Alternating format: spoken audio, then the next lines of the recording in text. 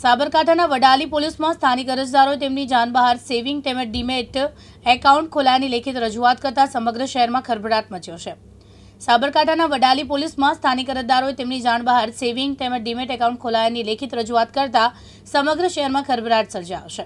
સામાન્ય સંજોગોમાં વ્યક્તિનું એકાઉન્ટ ખોલવા માટે હાર્ડ કોપીની સાથે સાથે વ્યક્તિની જરૂર રહેતી હોય છે। જો કે વડાલીમાં એક સાથે 45થી વધુ એકાઉન્ટ અમદાવાદની અલગ અલગ બ્રાન્ચોમાં 2016થી ખોલાયાનું ધ્યાને આવતા વડાલી પોલીસ મથકે 15થી વધુ અરજદારોએ રજૂઆત કરતા હડકંપ સર્જાયો છે। 2016માં નોટબંધી થઈ ત્યારથી એકાઉન્ટ માટે લોકોને ખૂબ જ મુશ્કેલીઓ સર્જાતી હતી। જો કે સાબરકાંઠાના વડાલીના 45થી વધુ એકાઉન્ટ એવા છે જે સ્થાનિક લોકોની જાણ બહાર સેવિંગ તેમજ ડીમેટ એકાઉન્ટ છેલ્લા 8 વર્ષથી ચાલી રહ્યા છે।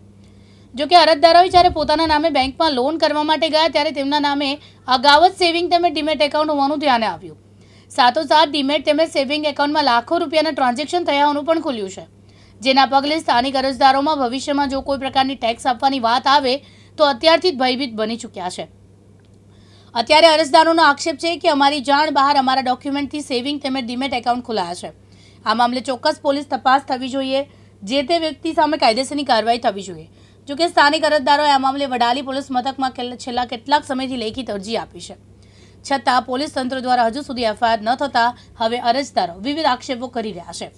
એક તરફ પોતાની જાણ બહાર એકાઉન્ટ થયા હોવાની સંપૂર્ણ જાણકારી તંત્રને આપી હોવા છતાં હજુ સુધી ચોક્કસ કામગીરી થઈ શકી નથી, તો બીજી તરફ ઇન્કમટેક્સ ડિપાર્ટમેન્ટ દ્વારા લાખો રૂપિયાના ટ્રાન્ઝેક્શન થયું હોવાના પગલે આગામી સમયમાં કરવેરાની કોઈ રકમ આપવાની થાય તો કરવેરો આપશે કોણ તે બાબતની ચિંતા પણ અરજદારોને સતાવી રહી છે।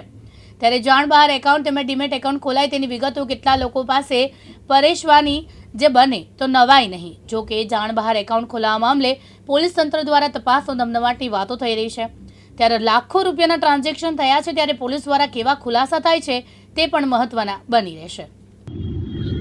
સગર કિશોરભાઈ ભીખાભાઈ ટોપણ, બરાબર। 2016ની અંદર અમારા ખાતા ખુલી ગયા છે ડોક્યુમેન્ટ પાન કાર્ડના આધારે, અને એ અમને ખબર નથી કઈ રીતે ખુલ્યા છે, શું છે તે અમને ખબર નથી, પણ જાણ અમને આ 2 મહિનાની અંદર થઈ છે, બરાબર। તેને અમે પોલીસ સ્ટેશન ફરિયાદ આપવા જાય તો પોલીસ કોઈ સોંપડતી નથી અમારી વાત।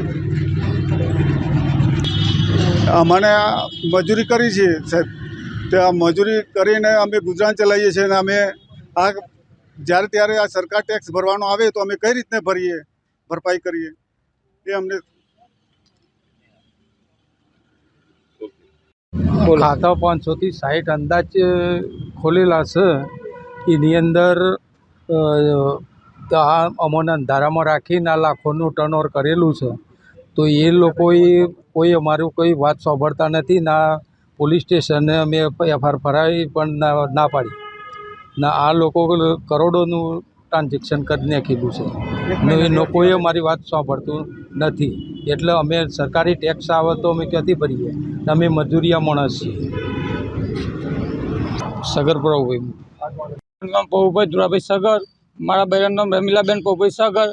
મારું બૈરું અભણ છે તો એને સહી કરીને પાન કાર્ડ ઉપયોગ કર્યો છે, બેંકમાં ખાતો ખોલ્યો છે, એને વધતા કે મને કોઈ પુરાવા બતાવતા નથી। 1 મહિનાથી અરજી આપી છે, અરજીમાં કોઈ જમાદાર સાહેબ કોઈ લિખિતમાં કોઈ લેતા નથી, એફઆઈઆર ફાડતા નથી, કોઈ અમારું કોઈ ખબરતા નથી, એટલે અમે આ વિડીયો સમય આવવા માગીએ છીએ।